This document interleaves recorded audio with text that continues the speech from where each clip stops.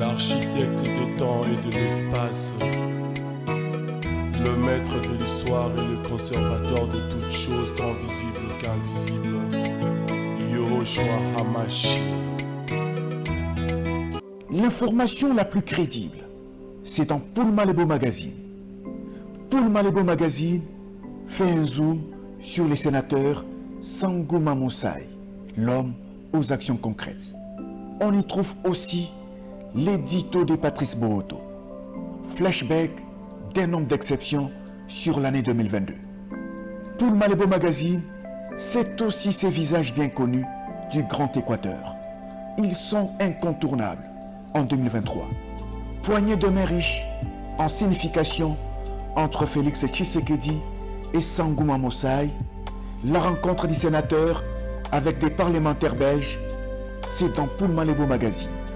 Paul Malebo Magazine fait la découverte de la cité intelligente des Maluku.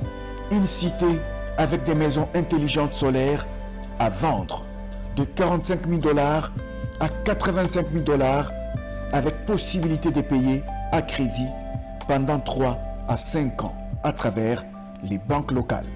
Connaître la cité intelligente avec des villas de 100 mètres carrés pour des parcelles de 15 sur 16 et des villas de 150 mètres carrés pour des parcelles de 20 sur 20, c'est dans Paul Malebo Magazine. Paul Malebo Magazine, c'est aussi la mobilisation congolaise contre la guerre de l'Est. Comprendre comment Samalou Kondé a doté un budget d'1 milliard de $ à l'armée, c'est dans Paul Malebo Magazine. Paul Malebo Magazine, c'est l'info dans l'impartialité. Merci.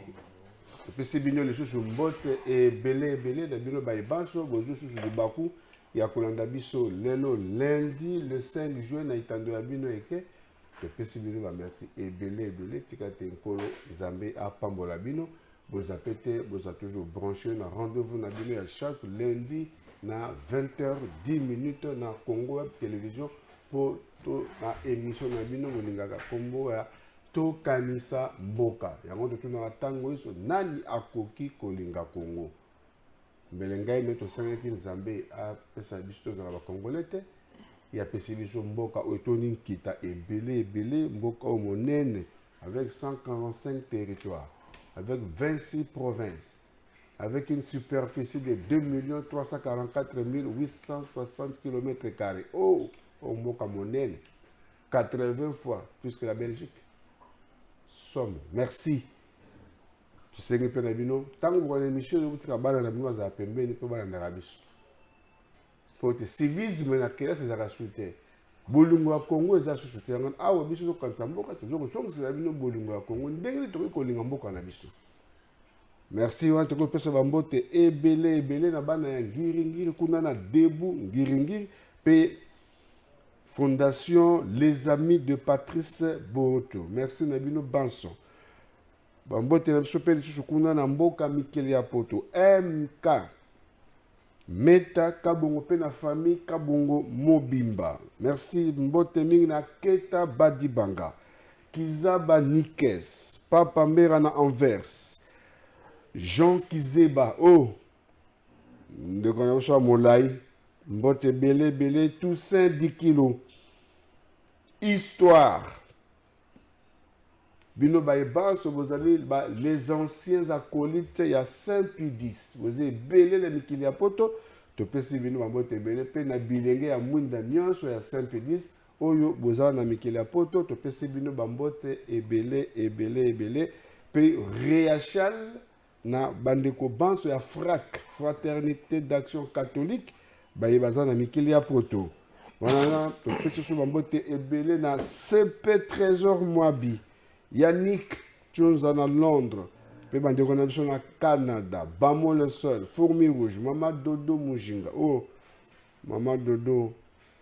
Maman sociale. Pe na Baïbanso, bazali na mboka États-Unis. Kuna wapi Basile. Pe Maman Annie Bambote ebele. Asta Kitoko. Oh, to zelo mama asta joy yango to zelo maboko polele masa papa pekos. Pe na Baïbanso bo palangani na mboka kili ya poto oyo bolandaka biso na nzela ya YouTube na BP Télévision. Merci. Basangoni tokoloba na pokwa na lelo. Bon mécène, toza susu ana pokwa na lelo na baito ko ko présenter te, toza bongo na ndeko na biso Rombo Lumba. Ndeko, bonsoir. Bonsoir Ndeko Patrice. Boni. Kimia nzoto malamu nzamba batili. Très bien. Bon début de semaine. Prophète Emmanuel. Merci mingi ndeko journaliste nkola pambola biso encore le sundenga permettre tout le monde na sumu konalelo et puis apambola ba inyoso baza kolanda biso ba inyoso ba mesana na momesano bobenda bana bafanda bayoka pe o ezali mboka na bango bayeba mboka eza ndengeni. Très bien. Maman moko kuna na lemba, maman Honorine Botonga. Ya lobi ki boza minene bongo lia mbonga fati hein. Alors na biso mikolo miso abibile sur na plateau bo vimba. Mbongo ekolo te bien fati. So tazo sala. Il faut futa mati. Ayebi secret matembelete. Ye na moni ayi matembelete. Maman Botonga Honorine. Oki réponse à bana ba leçon si hein. Côté au passe la ville là lobby dimanche ma boze côté que belé donc. Très bien. Tolobani na pokwa na lelo deux sujets. Il y a liboso président lelo na Kinshasa. Utotongo Kinshasa paralysé. Ba imboka ba Kinshasa ba nyoko mi mokolo mo lelo pona kozwa transport.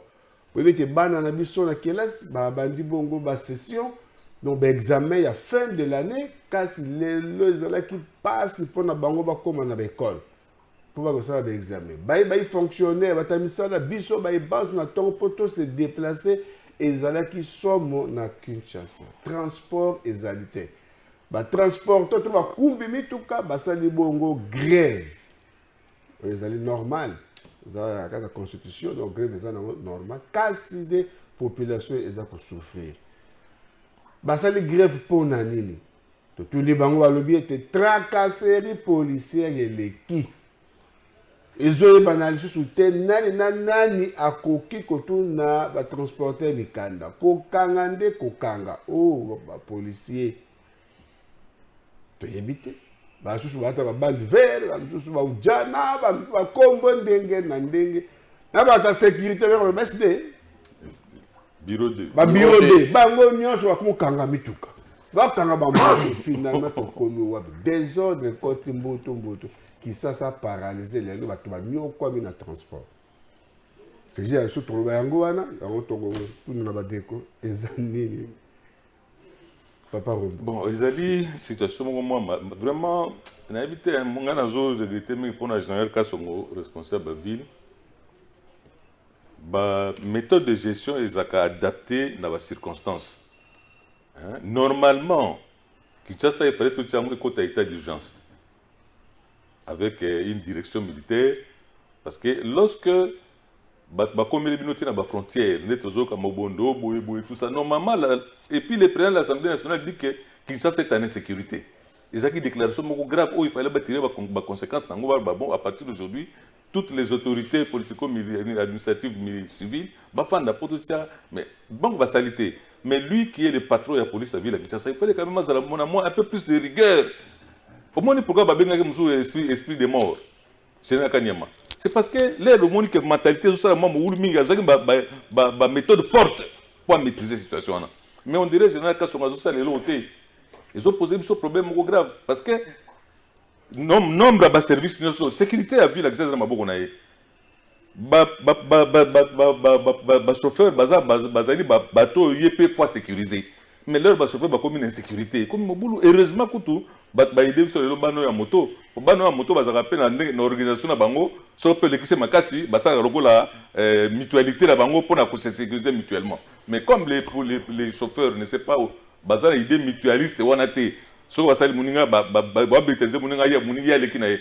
pour les motocyclistes qui nous ont aidés aujourd'hui, mais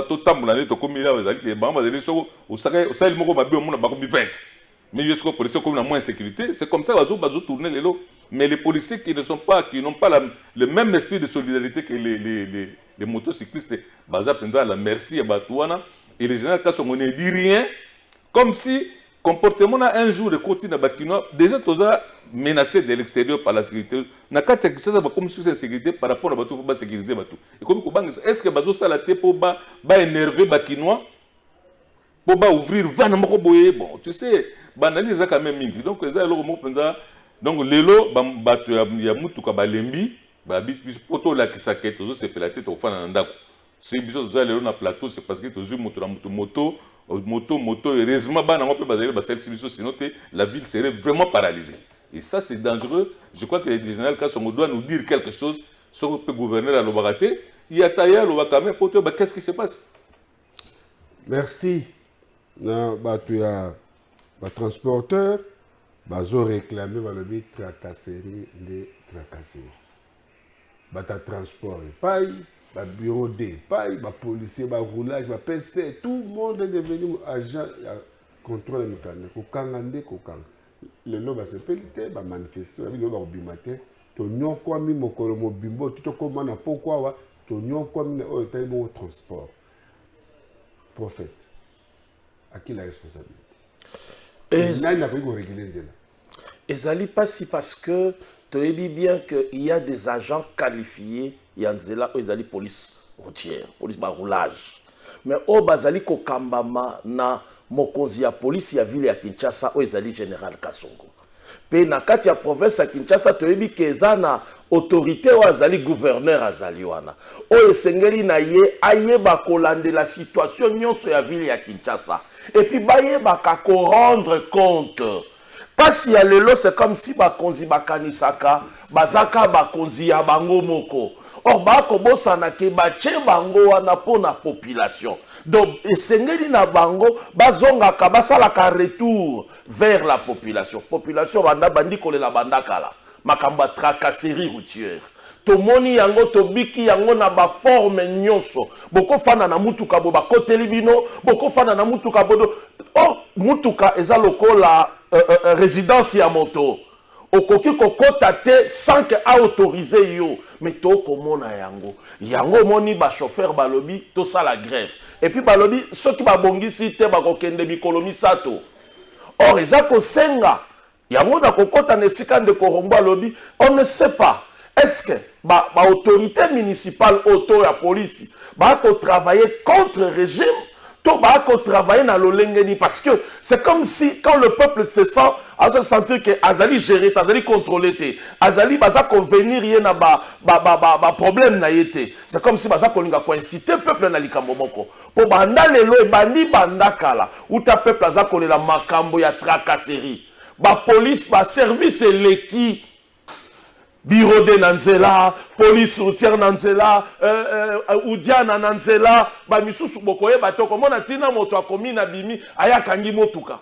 Donc tokoye bate au juste. Na lolenge wana e ko permettre kimiate. Or au moment où toza déjà kobika batrocité za moi ebele. Koto yo na entrée à Kinshasa Bobondo ezali de l'autre côté à l'est il y a un peu des choses qui se fait au peuple aza nango bien aza ko sepela nango te donc déjà psychose eza ko créer déjà ba psychose moko boy alors bango pe oleba gérer makambo na lolengo iko ko permettre peuple à se sentir na kimia bango ba kotala batiki peuple na ye moko donc to ko banza bango ba ko kanisa nini posa na bango eza nini est-ce que bako banza pona mboka to bako banza pona bango moko yango nde pasi ezali yango wana très bien yango pasi ezali wana kasi ndeko rombo pour la grève annonce avertissement on annonce à l'autorité parce que tu réclamé tu as annoncé qu'il faut que les grève ezali annoncé dans le hôtel de ville.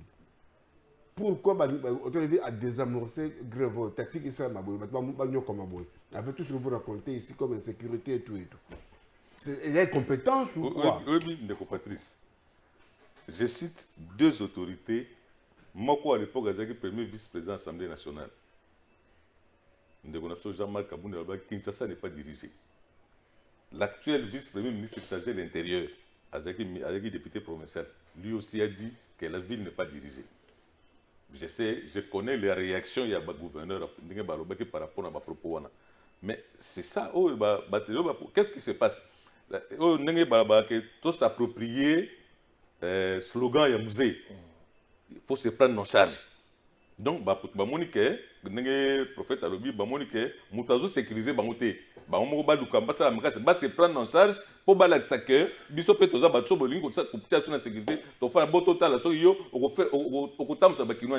il y a un problème de gestion et ce n'est pas nous seulement qui disons aujourd'hui. Ce sont les grandes autorités du pays. Un premier vice-président de l'Assemblée nationale, il l'a dit. Un ministre provincial aujourd'hui, vice-premier ministre en charge de l'intérieur, Kinshasa donne l'impression d'une ville qui n'est pas dirigée. Sur le plan sécuritaire, ils ont dirigé, sur le plan d'administration, ils ont dirigé. Bon. Ils ont preuve de plus. Parce que lorsque Kinshasa est une mégapole, ils ont une mégapole à plus de 12 millions d'habitants.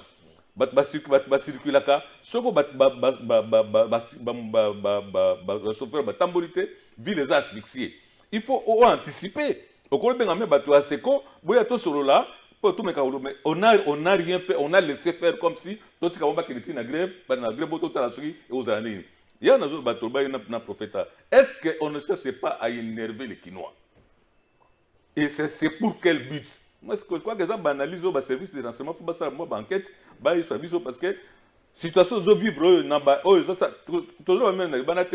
on a vu dans caniveau, na palais de marbre. On a vu les gens, c'est-à-dire même dans la ville, déjà. Et si on crée ces situations d'insécurité là, c'est pour quel objectif? Donc, on a la que mais l'autorité à pays, si déjà, que Kinshasa est dirigé, Assemblée nationale, Assemblée provinciale, et aujourd'hui, c'est lui qui a parlé hier, le chef direct, il y a du ministère intérieur, le vice-premier ministre Peter Kazadi. Ah, mais quand on a une méthode forte pour sentir quand même qu'il y a un monaki danger avant. Les lois, ils ont beaucoup naïe. À ça, quelque chose pour que évidemment change mes alliés. Sinon, ça posera un problème. Sinon, alors, tout le président va Kinshasa dans état d'urgence. Très bien. Tout le état d'urgence, on a évité tout comme on a évité. Congolais libre, à circuler librement, à Kenemusala, Zonga, mais Mikolo, Makambu Kili, alors, est-ce qu'il y a solo Kinshasa n'est pas dirigé? Déjà, Tango Bakambi, Jean-Marc Kabound Tango Zakolo Baké, la ville de Kinshasa n'est pas dirigée. Il y a mon camion, il y a mon camion, il y a assemblée. Et oh les lois Zali, ministre et intérieur, aloba kapé yango. C'est que ça n'a makambo ba monaki. Biso sikoto zali population, ba etoko vivre. Est-ce que oh to monaka na kat na ville ya Kinshasa, et ko la tsake ville ya Kinshasa za dirigé? Toza na kulu na tongo na pokwa. Et ko salama. Et puis le plus grave, kulu ne salama kana moi. C'est différent na ba criminel. Ba ko sala na moi, ba sali kuluna na moi boyebi bango, mais lobby continue. Le lotango ba roulage ba chauffeur, ba annonça qui grève, et ça droit na bango. Tant ba komona que tu peux t'imaginer netinga moko na viva na outil émission awa. To komi na kapela, moi na moto amemaki nga embouteillage, le temps kaka linga bima police a dit pourquoi le tikoto ba kangi. Il faut 40 000 francs. Oh, mais 40 000 francs ya nini? De bino bokoki ko construire te kaka bino za man bo pesa nga kita sezate soko lingi bosonga lundi. Oh, donc on est obligé pour na kosunga mwana wana bakanga yete faut ko pesa 20 000. Bon tota na mboka tokende wapi tango déjà mbongo ya l'état o ekoki kosunga l'état ezokota na ba poche ya bato aux yeux ya bango bakonzi bakomona yango oyebi ke na domaine, il y a police routière et cause à la moko na maman na domaine qui peut donner aussi beaucoup d'argent na mboka na biso. Les locaux, tu pars même ailleurs, aux étrangers, même en Angola ici, au moment que l'administration donne beaucoup d'argent. Mais notre administration donne combien? Donc, ils ont à la passe, il y a comme on a le lenge oyo to kobika et que la réellement que kokosomoko ezali na katia ba ko gérer ville ya Kinshasa. Et que la kisa. Pourquoi bango ba anticipa kité kobenga soit ba chauffeur? Et pourquoi ba yoki kolela ba chauffeur te? Nani a yebite que tracasserie za na mboko yo? Nani a yebite que même ba chauffeur bango moko baza na parking te? Nani a yebite ba futaka ba droit ya parking mais baza na parking te? Même ba moto comme on a ba moto ne fanda kananzela. eza moko na ba facteur oyo ekokomema mpe ba accident. Mais est-ce que bakambi bakoyeba te bauti kofutisa bana moto ba 500 fois bafutisaka chaque jour ezaki mpona nini basalela bango ba parking? Est-ce que parking yango eza na ville ya Kinshasa lelo? Mais banda babandi kozwa mbongo wana ti lelo, ça fait combien? 500 francs par jour. Combien de motos? 300 000. On se comprend. Combien, qu'est-ce qu'ils ont fait? Quels sont les parkings au Batongi dans la ville à Kinshasa? Donc tout ça, ça prouve que Ndenge, ministre intérieur à Lobaka, la ville de Kinshasa n'est pas dirigée. Très bien. La ville de Kinshasa n'est pas dirigée. Donc, quand tu m'as dit le deuxième sujet, la mission, quand tu m'as dit la ville de Kinshasa. La ville de Kinshasa est dirigée. Babouki Zand, le tout savait dans Zand. Koulou n'est pas. Salité, Kinshasa, vous pète paille. Oh! Bon, ça la COP na bino ba kondakisa ça. Bo pesa ba député provinciaux ba fondation ba komba balabala. Ba loba kani mo mino ba loba te. Mwana mboka mukebai ata kwa zalia dolenga zali na yewa na kasi aloba kama motele Kinshasa bondima ka yete. Lelo oyi buma moki na poise na kuko bibi na poise. Toujours mon kanda moko oyo président de l'Assemblée provinciale de la ville de Kinshasa. Moi na mboka Godin Poy, pasteur de son état. Akomeli gouverneur Gentini pour la gestion opaque. Oh, moi on m'a cassé la français, gars ko français pe na ma monter. Opacité na gestion ya ville ya Kinshasa. A Sengi, ça y est, l'état financier à ville à Kinshasa. Et c'est dans 48 heures. Nini et Sali est à Komamukanda wana, on va un réveil tardif. Parce que Bazawade a quoi annoncer la ville n'est pas dirigée. Aux alaki wapi pour tout na makamwana lelo la muki très bien la muki. C'est quoi makamwana les abonnés? Prophète Emmanuel. Oyebi j'espère que vous avez mokanda ngo. Namoni mokanda wana. O akosenga opacité ya finance ya ville ya Kinshasa. Mais ekoza pasi pona nini? Ekoma lokola COP ya bato. Or soki totali même na bamboka mosusu tomonaka eloko ekosala force ya bamboka wana ezali administration. Mais oya biso ya lelo na mboka na biso eza comme si l'administration aussi ezali changeable. Donc à chaque régime ba ko changer administration. Prophète Emmanuel moi moke o mela soyi. To fongolo moi moke. Yo kandenge pasteur honorable Godin Poyalobi. Monsieur le gouverneur, par la présente, je vous demande de me faire parvenir en dehors 48 heures l'état de toutes les autorisations d'emprunt que l'Assemblée provinciale de Kinshasa a établi en faveur de votre gouvernement. Donc, autoriser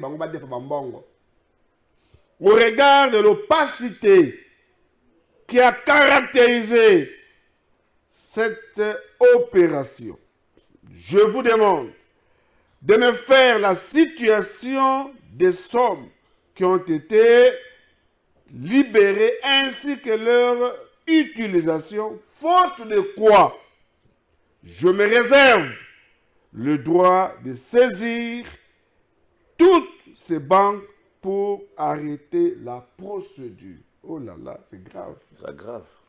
Je vous demande en outre le plan de décaissement déjà effectué en rapport avec le dossier du grand marché de Kinshasa, dont je suis quotidiennement l'évolution des travaux, comme vous le savez. Oui, très bonne salutation. Yoka Mokanda, Oyo, moi, Mboka Godin Poyakomi. C'est que l'Assemblée provinciale a autorisé le gouverneur. C'est le gouverneur avait demandé. On a une banque pour basala misala entre autres marché central. Mais yé moto a contrôlé l'autorité budgétaire à ville à Kinshasa a moni opacité la gestion à Makamboana. A ça le rapport sinon en dia 48 heures à saisir ma banque pour arrêter procédure. Et le connu est motivé à ça la mukanda oyo. Papa ko liya bafuta tête to le connu parce que y a bande comment on était banaka nyoto ndeko. bakopakole mafuta te mosala nde yango wana ezalaki mosala oyo fo badepute babanda kosala mais comme bango bayeba basala lolengeni basala kope na bango azwi badepute amemi bango na kati ya ba ONG oyo bakombaka balaba mpo bayeba kokabola mbongo ya kino bopeto yango lelo esengi na ye moko ntango bolamuki ye te bolamuki elebi non il faut toyeba bosolo mbongo oyo biso topesaki yo mikanda okende kodefa mbongo yango toyeba bosembo nango eza lolenge nini. C'est important, c'est légal aussi parce que tokoki kopesa yo te okende kodefa mbongo sa toyeba lolenge nini odefa kiboni osali nango nini otie yango wapi parce que ville ya Kinshasa eza na ba misala mususu o ville ya Kinshasa esengeli salama mais misala yango misusu ekosalama te ekomonana te mais or déjà basi bazwaki déjà ba document ya après ba nyongo déjà il faut toyeba toyeba mbongo ya Congo eza kokende wapi parce que lelo nyonso ezali kaka bato bakolati sobe moto moko mokonzi ya mboka mais bakobosana ke mokonzi ya mboka travaillaka na bakolaborateur comme gouverneur aza collaborateur ya mokonzi ya mboka sikoyo na kote oyo ya kozwa me ya wana ya kozwa azwi yango boni asaleli yango nini eza normal eza mabe te il faut toyebaka mbongo ya mboka ekokende ndenge nini ekosalama ndenge nini ebimelaki mpe ndenge nini yango ya moto Papa Rombo autorisation ba emprunt ye nani Godin Poy alobi au regard de l'opacité qui a caractérisé cette opération. Au fait, hein, il y a deux choses majeures. Pour justifier des marches, des marches tardives. Il y a président de l'Assemblée provinciale a signalé que les paiements sont allés dans le gouvernement, dans la ville, dans l'hôtel de ville. Les gens sont foutus à mater. Et les gens sont foutus à mater. J'ai même un frère, quand il a lu les documents, il dit que ce n'est pas parce que il y a un président de l'Assemblée provinciale, Fondation Godin Poy. Bango pe bazo futa matende yango ça makasi po lukina bango ba lifuto beneni. Donc à quelque part yemoko pe aza victime na cadre na compte ya eloko wana. Mais ça quand même eloko moko to bengo za réveil mo tardif mais malheureux quand même parce que depuis longtemps bato balingaki ba auditer ville. Tala André Kimbuta a sali presque 12 ans. Sans que interpeller le gouvernement dans l'Assemblée provinciale. Avec les mêmes présidents qui est aujourd'hui en poste. Mais les Argentiniens ont eu pouvoir que si on avait audité Kimbuta à l'époque, on aurait su qu'il y avait des problèmes. Mais Ngobilata n'a état des lieux à Monique Bagnon na banque. Bon, yepelelo a commis pele ba pesa ki paye ba ni na ba autorisation na ye pas sali na ngondenga zo sala wana. Mais au moins que likambo mukeba ya lobaka liboso que to benga gouverneur to yokaye. Je me souviens ndeko na biso leki na biso na nyo o député provincial ya Kasavubu. Magloire Kabemba. Azoki pe ba problème na assemblée. Likolo makamba ko benga gouverneur. Yango moko pe na de beute ko le cas le vice-gouverneur de la ville de Kinshasa. Moi na ba fumu banga moyo. Nerombungu. Un vice-gouverneur ba epsi mino ke soki nani nzombo bino ke nganda zo bela ndima ko bazana kata mai ayi epsi mino ke ngana za numéro 2 ya ville za dirigé. Ba ni ko yoka été ba apprécier même que aloba ba préféré kutu motion na ye o ya kolongola yende ba tiango priorité mais o ya lobaki po ba yoka epé e yoka mité lelo yo magambo yo mukeba alobaka Magloire Kabemba alobaka gunanyo yo Nerombungu alobaka ezongi lelo na siko comme l'autorité budgétaire ezakaka ye depuis Kimbuta ti lelo est-ce que il y a Sima Godin Poy ici. Parce qu'il y en a. Godin Poy. Il y a un mandat. Il y a mandat, il y a. L'Assemblée provinciale va gouverner. Donc, Godin Poy, nous parlons de Godin Poy en tant qu'institution. L'institution Parlement provincial va auditer le gouverneur. Mais pas auditer, bon, et ça la magaté. Tala siko to komi na kati c'est que est commis grave. Bon, président de la République a compté sur le marché central ici là. Bon, c'est une grande promesse naïe où il faut faire partie na bilan naïe. Et ce que tous les quotidiens là. Ah, c'est que à mon avis, quand même ali, nega saluant c'est que ce que tu as ça tu as makasité et là on a risqué s'il a été avant que le président a na campagne électorale. Donc il y a un danger. Mais fallait-il attendre jusqu'aujourd'hui à la veille des élections pour alerter la population ou pour bousculer les gouverneurs de la ville? Donc, tout le baquet, mais qui dirigeait par aussi la complaisance, il y a l'Assemblée provinciale à se réveiller les lots, mais Azan n'a pas de responsabilité à Makassi. Cette institution assemblée, depuis qu'il moutati les lots, les gouverneurs n'ont jamais été inquiétés. Or, bangonde bazali autorité supérieure ya ville. Ya ville ya bango. Soko gouverneur aye binone bozo pesa un mandat. Il faut contrôler. Il faut auditer zate gouverneur qui muta sali 12 ans akei na ye. Ngobina ba 15 ans, population nezo futa ba nyongo wana. Mais qu'est-ce qu'on a fait de cet argent? On ne sait pas. Il y a eu beaucoup de choses. Ba compte bancaire ya baso moi ko kunezaki compte bancaire numéro tel ba pesa kana mwana ya enfin Asali bien n'enga lobby, mais ils allaient quand même à kolongola épée responsabilité à l'institution a été. Donc l'Assemblée provinciale de la ville de Kinshasa a se réveillé en retard, a porté une grande responsabilité sur la mégestion de la ville parce qu'il y a eu des gens qui ont alerté dans Nerombungu et Mukebay à qui on a même interdit là, à un moment donné babi on appelle ce bon on a été.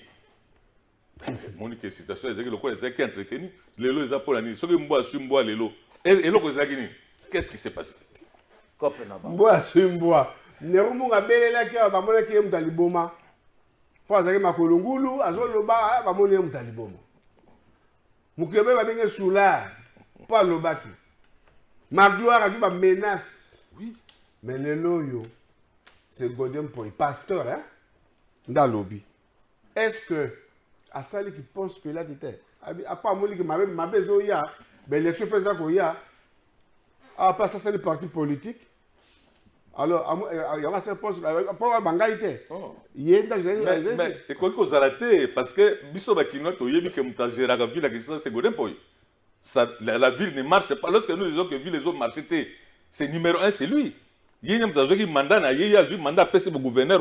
Mais lui, il ne gère pas au quotidien. Mais il a le pouvoir, il a un marteau. Il y a un marteau. Pourquoi il ne les a pas? Il a attendu jusqu'aujourd'hui. Donc, Godin Poy est totalement participant à la gestion de la ville.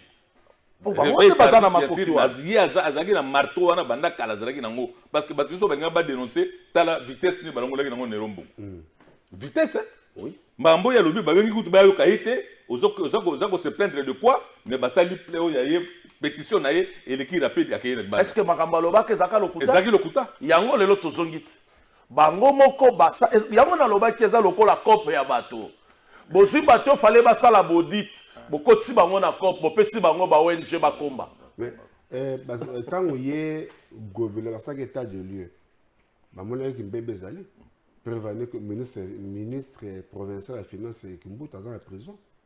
Oui. Il fait ça le contrôle. À 5 balles, le ministre de la Finance est gentil. Les lots, immeubles au bâti gouvernement provincial, ils ont 731 000 $. Comment est-ce que Godin Poy Mukanda? Godin Poy Mukanda, il y a autorité que la ville de voir établissement, je crois, Jika Awa. C'est qu'un bâtiment assemblée provinciale. Ils ont menacé parce que maintenant, ils ont 731 000 $. Ils ont fait un peu de mais aujourd'hui, ils ont belé, oh, ils ont fait une banque, ils ont fait une agoni. Les loups, ils ont fait une banque. Comment ils ont fait l'élection Zali? Oh, ils ont fait une poste. Patrice. ACP, parti à gouverneur de Bimi dans le stade. 2 jours après, tu as dit que le bureau 500 000 $. Et Kende. Qu'est-ce que le président de l'Assemblée nationale a fait? L'Assemblée provinciale. La ministre des Finances, ça ne suffit pas. 500 000 $. Il faut que 500 000 500 000 $. Et Bunga, na bureau. Qu'est-ce qu'on a fait? Et si la nengo na. Et puis bobombela kiango na kati pe po na nini. Banque za Baloba est le côté. Les patrons, l'autorité budgétaire de la ville, quelle action il a mené? Ce que le gouverneur a fait, la ministre des Finances, ça ne suffit pas. Bon, il était bungi 500 000. Mais enfin, il y a un parce que ce qu'on a eu dans l'élo, patron, président lobby. Donc, il y a parce que 500 000. Il y a ville à Kinshasa et qui le président de l'Assemblée provinciale était là. Qu'est-ce qu'il a dit? Qu'est-ce que la ville a fait? Godin pour 500 000 $ et Bunga la tête de ville. Au lobé le remonté. Au lobé le oh, il y a qui m'ont pas monté parce que je vois que l'élection était dans le processus. Vous voyez à candidat, à ça le parti, à cause justifier. Tu évites que 500 000 qui n'est pas le lobé le tu évites que Mambo donc parti naïza yaye parti yaye moko comme il y a d'autres cadres sur le parti qui sont aussi qui peuvent concourir mais yé personnellement na candidature na yé batbarutu na yé ozalaki wana ville qui mal géré pourquoi tu n'as rien dit bien toujours na mukanda il y a le qui a assigné dans 48 heures à défaut de quoi à quoi arrêter pour ce est-ce qu'il pas arrêter la procédure parce que comment va rembourser bon parce que ce qu'il y a le big à défaut de quoi il se réserve le droit d'arrêter la procédure. Est-ce que c'est bon? Donc, procédure, c'est procédure de décaissement. Les gens vont appeler 2 millions, mais à la tranche. Donc, quand on arrête la procédure, il y a continuité, il y a un décaissement. Mais en attendant, on a besoin de mais l'air à quoi arrêter, s'il y a des travaux qui devaient bénéficier de cet argent, donc, ils ont un problème très complexe. Je ne sais même pas quelle est l'idée qui se cache derrière cette lettre-là. En réalité, qu'est-ce qui a poussé le président de l'Assemblée provinciale à commander la lettre ce que tu sais, l'enquête, quelque part, à mon danger. Parce que, par exemple, sur le marché silité, le chef de l'État ne pourra pas leur pardonner ça. Le chef de l'État a pardonné sur le marché central de silité. Par exemple. Mais prophète, il y a une chose, à l'économie, nous sommes ma beza ko sala maluka na miso be nasuka mikolo kotanga ya bimisi makambo yo ya komi opacité na gestion est-ce que ba magistrat bako se saisir dans l'hôtel mais yango alobite abi ba komela ye na mikolo mibale ba pesa ye rapport po ete soki ba pesi ete a ko saisir a ko bloquer lolenge peut-être ndenge futa makade kesmezo sala ba azalaki wapi pendant tout ce temps yango tolobi ke azali pe ko faire partie na mauvaise gestion wana yé pas azali bato ne ba ko futa matin na bandali ba ko ba ko futa matin mais ma besi ko façon la pression ma bende yango wana omoni tango kozwa ozui moto oyo esengeli asala audit osimbisi ye mosala de linkoloba yoko tala te parce que yopo liaka mbongo wana oh ezali kosenga na bato mosusu nde basala babiloko wana ezali kosenga na bango te wana tout simplement c'est comme si on ne veut pas ce qu'on veut yo moko fo sala audit yo moko wana pe fo basala ndo audit po ba kozwa mbongo ya kini bopeto bango wana ba ONG wana ekokomba siko soki détournement ezali bango pe baza na kati yango to koloba ba koboma mboko ezali ba ina politique bazali sincère te na Congo tala lolenge nyamu eko salama bozwi mbongo ye wana lobi lelo mbongo ebimi la kisanga na ye ba bosolo ya mbongo wana sino te na ko saisir sino te na kokata mais siko soki pa kati omoni sika mwa mbulumbulu ezali parce que o pa ko kozonga ebisi bino te ngai na koki ko sala te pona bakataki ba ebisa biso bosolo ebimaki combien asa azwaki combien botindaki wapi na yango nde siko peuple pour bobisi mukanda peuple akoyeba ke non sur autant il devrait déjà faire ça. Mais il y a juste un marché central. Là, c'était le marché central. Non, c'était le marché central. Évolution à marché central. Kaka yango l'assainissement. L'assainissement. na assainissement bato wana bafutama pe te bato ya hotel de ville bafutama te na bato ya assainissement bazofutama te donc sûrement bato wana oyo ya fondation Godin mpo bazoya kolala liboso ya église wana basenga mbongo président mpe akomi mwa compliqué alors mosala nzambe akasaki prophète akoexplike biso mwa bien qu'est-ce que c'est passe. Je vous demande en outre le plan de décaissement déjà effectué en rapport avec le dossier du grand marché de Kinshasa. C'est que la dépense à marché, c'est ça déjà. Bon, aussi un marché, ça, c'est bâti dans marché central. Et qui est au fur et à mesure. Parce que banque Mokoté n'a pas de choses à faire. Oui, ça a pour le marché central. A expliqué plein de questions à marché. Sûrement, les travaux, moi, ils ont moins barré. C'est que barré, c'est un mot de danger dans le marché central. Oui. Il y a un qui moment où depuis longtemps, il y a des chaque jour. Chaque jour. Mais comme il y a un dérapage. Il faut peut-être que le président ait la pression sur la francophonie, mais qu'il régulièrement dans les sites où on a la télévision et Zalitango. Azali peut mosali nanzambe, yango peut-être à la mouki. Beaucoup plus mêler repentance. Saint-Esprit n'a retard. Non. Beaucoup plus mêler repentance. Merci. Mais le quoi, c'est politique, c'est l'église. Yango kasite, azaki kolanda na lolenge administration a moniteur, ngana imoto na nzambe na kokoba na kati na salite boyote tikana loba. Alobi bo solo na epo bola tisa yenga mbote. Tango ba loba ki azala quoi. Dernier mot pour le 6 30 secondes. Tout ça, Makassi, tout empêcher que Ville Kinshasa écoute à des ordres parce que ceux qui ont continué, la population de Rosenga président Kinshasa en état d'urgence. Merci. Tolinga mboka parce que so tolingi mboka na biso oyo nde tokotonga yango parce que toza na mboka mususu te. Yango dako ibisa bande ko na ngai. Merci. To suki wana mapoko lobby mardi na 8h30 rediffusion pe tokutani na sijo mususu na mikolo mizali koya. Godin Poi, réveil tardive, aussi Bolier, Boyibi, merci beaucoup. Kassi, Bala Kissasa, vous avez en décembre 2023. Merci.